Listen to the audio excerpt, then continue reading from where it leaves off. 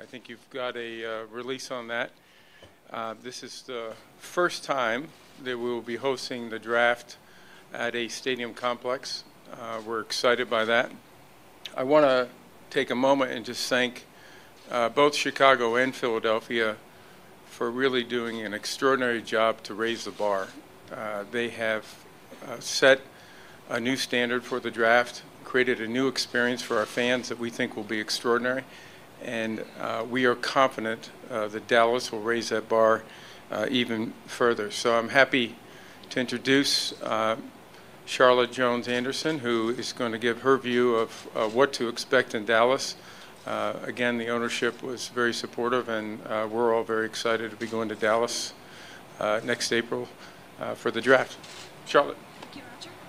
Thank you. Well, on behalf of the Dallas Cowboys, the City of Dallas, the City of Arlington, and the City of Frisco, we are so excited that the NFL has given us this opportunity to host the draft in April of next year. And we have had so many great civic leaders in Dallas and across from Arlington and beyond that have really done a lot of hard work here, hopefully giving a lot of ideas to the staff at the NFL, to Peter and his team.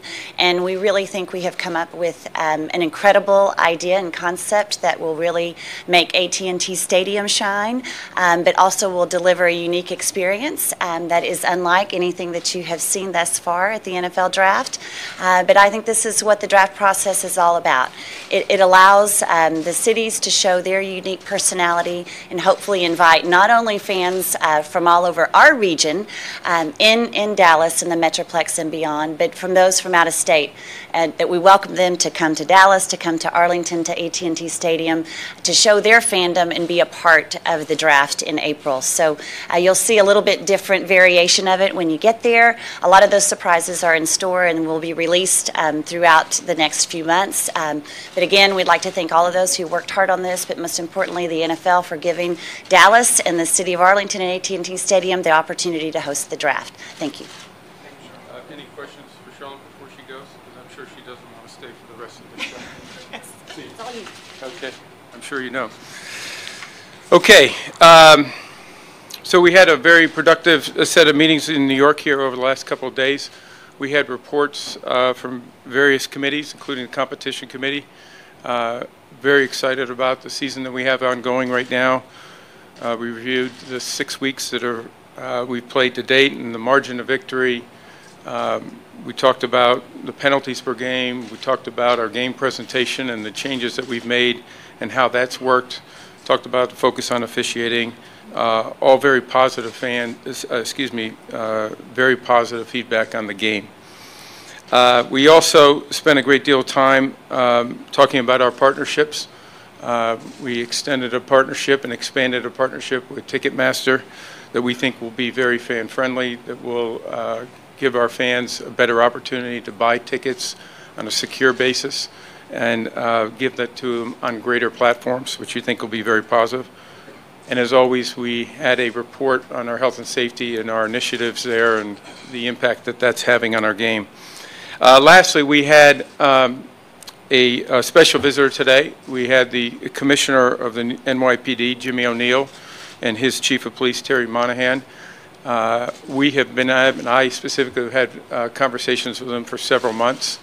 So this has been quite a while in the making to try to understand how we can continue to expand the relationships between our clubs, our players, our communities, and the NFL. And he was very helpful in giving us insight into what their initiatives are here with the NYPD, initiatives that are going on in other parts of the country, of which I saw firsthand down in Miami as an example last week and saw in Philadelphia recently.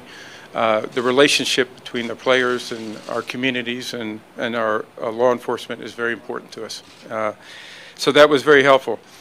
And yesterday, as you know, I made a brief comment about and came down to see you. I'm sure there'll be more questions about our meeting with the players and owners yesterday. We also spent a great deal of time with our owners alone today, discussing our efforts with our players. I would tell you that there's a great deal of support for the efforts that our players have identified, not only support, but a recognition these are important issues for our communities. They're American issues and certain things that we really want to, as clubs and as the league, want to not only support, but also be a part of and try to help lead with our players. I think those are the key issues. I would tell you, though, just on one other issue that we spent a great deal of time talking about this morning was how much we believe everyone should stand for the national anthem. That's an important part of our policy. It's also an important part of our game that we all take great pride in. And it's also important for us to honor our flag and to our country, and we think our fans expect us to do that. And so that is something that we continue to focus on this morning, but really talking a lot about the opportunity that exists with our players to try to go and really make a difference in our communities in a positive way. So I'll let you take questions. To your statement yesterday, the president this morning tweeted that both you and the league have disrespect for the country. Is he wrong about that, and if so, why? Well, as I just said, we respect our country, respect our flag, we respect our national anthem. I think you look at our clubs and what they do on a daily basis. You look at our players and what they do and how they participate in that. We all feel very strongly about our country and our pride, and we're going to continue to do that. How can you allow the president to bully the National Football League when January 8th, 2015, on May 11th, he himself expressed support for flag burning? So it doesn't make any sense. Listen, I understand we're focusing on what we can do and what we should be doing as an NFL. I think we have a great opportunity here with our players to really work together and to try to help and make differences in our community. Things that we all believe are necessary to do, and that's what we're going to continue to do. It's in the game operations manual. The players should speak on the field for the national anthem, should stand at attention, hold their helmets in their hand. It's not a rule, but it's in the policy. So why not make it a rule? Since fans seem to want it, ratings seem to be down because of the protest. Why not make it a rule? Well, I think one of the things we need to keep a focus on is, again, we believe that our players should stand for the national anthem. That's an important part of our game and our moments, and we believe in that. I think we also have to keep focus on this. We have about 6 or 7 players that are involved with this protest at this point. And this is something that what we try to do is deal with the underlying issue and understand what it is that they're protesting and try to address that matter. And so let me finish, if you can. So the important thing for us is to be able to do that and take that opportunity to make real differences in our community. And that is really what's going to ultimately be the important aspect for us long term, because this is a long-term issue. We need to make sure we do that in the right way. Would you agree that the image is suffering because of it? I understand where our fans feel about this issue, and we feel the same way about the importance of our flag, about the importance of patriotism, and I believe our players feel that way. They will state to you, and they have stated to everyone publicly, they are not doing this in any way to be disrespectful to the flag, but they also understand how it's being interpreted, and that's why we're trying to deal with those underlying issues. Thank you, Roger. Jim Trotter here, ESPN. I don't know where you are, Jim, right here, because I'll- in the middle, Yes. right here. You said you want the players to stand, and there's been no change to the game operations manual. My question is, what happens if an owner who still feels that he can discipline a player for taking a knee? What response will we see from the league if that were to happen? Well, Jim, we just had 2 days of conversations with our owners, of which, this was a fair amount of the conversation. And I think our clubs all see this the same way, that we want our players to stand. We're going to continue to encourage them to stand, and we're going to continue to work on these issues in the community. We'll address issues. I can't deal with hypotheticals right now. We'll deal with those issues if they come up. But for us right now, that's our focus. Mark Maskey. Roger over here. Yeah, Mark. At this point, what have your sponsors and the network said to you about this issue, and what do you feel the effect is on your business right now of this entire? Yeah, Mark, we had a report on that too. Listen, we know how important this is to our sponsors, our partners, our licensees. It's important to us also. So we all share that, and we certainly are in great contact with them. We understand the issues. We want to make sure they understand our perspective of what we're doing. And in fact, if they can help us, we want them to help us in those issues. But all of this is part of the ongoing effort and understanding one another and making sure that we do the right thing in our communities and the right thing to support our players, but also do the right thing to make sure we get back to football. And in the meantime, people understand how important our country is and how important it is to make sure that we're doing things the right way to honor our country. Roger, Byron Barnett You from guys have to- WHDH in Boston. What is your reaction to the lawsuit filed against the NFL by the Aaron Hernandez family and their allegation that the NFL doesn't inform the players about the risks of CTE? Listen, this is a matter of litigation, so that's something that's going to work its way through the litigation. I think there's been a great deal of focus on this issue of brain trauma. We've been through a great deal of litigation on this issue and settled a major case on concussion, so we'll let the lawyers handle that and deal with it. Yes.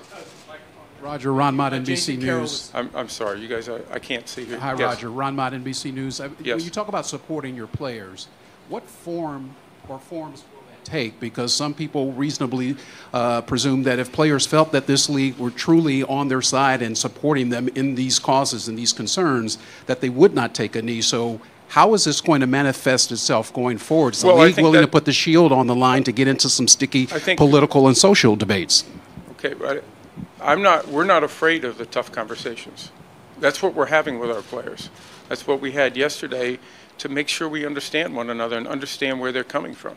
And I think out of those discussions, they understand that the owners and the NFL really do care about their issues and what we can do to make the communities better. And so I think that's what dialogue's all about, and listening and understanding so that we can get that kind of understanding between different parties. And that's what is complex about this, but that's why it's also really important to do. Because I think that's where real change really happens. And that's the opportunity for us in our communities. We've had discussions with them for over a year. And I think we have a very good understanding of the types of things that they're interested in, how they can get support from the NFL to do that. And we want to do that. And that could be in legislative matters, that can be in the community with, can we participate in ride-alongs and try to make sure we understand what's going on in different communities across the nation. Because the problems in one market are different than the problems in another market. And so that involves the clubs and the players getting together and making sure we truly understand what's going on in those markets. And that's where we see a real impact. All right. Roger Connell, McShane with the Fox Business Network, and I do want to ask you a business-related question to the league. One of the things we've seen in the polling this week, Gallup had numbers that showed the popularity of pro football started to come down, but they also showed there's a big political divide, whereas Republicans identifying as pro football fans down 15%, Democrats only 3%. So it doesn't directly speak to the anthem protests, but what's your reaction to those numbers, and what, if any, steps can be taken to reverse that trend? Well, we believe doing the right thing is what you ultimately have to do. And I think listening to our players, understanding our players, trying to address those underlying issues, and making our communities better is where the real opportunity is. And that long term is going to benefit us. And so that's what our focus is, and that's how we're going to deal with it. What about that split, though? That split between the Does that the surprise parties, you? the political. I don't think that surprises anybody. What we're trying to do is stay out of politics. We're not looking to get into politics. What we're looking to do is continue to get people focused on football. Commissioner, you So said, people come. Commissioner, So- you've been talking about, you just said, Yes. Ma'am, just a second. thank you. Commissioner, as you've said, you've been in discussions now for over a year, more discussions over the past day and a half or so. Realistically, can you tell us and tell the American people how closer you are today to resolving this? Well, I think the fact is that we have about a half a dozen players that are protesting.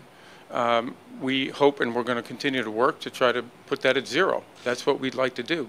But we want to make sure that we're understanding what the players are talking about, and that's complex. And we've taken the time, I personally have taken the time to go on those ride-alongs and to go and figure out what are the things in our communities that our players are expressing. And our clubs have a much better understanding of that from the meetings over the last several weeks, to hear directly from those players.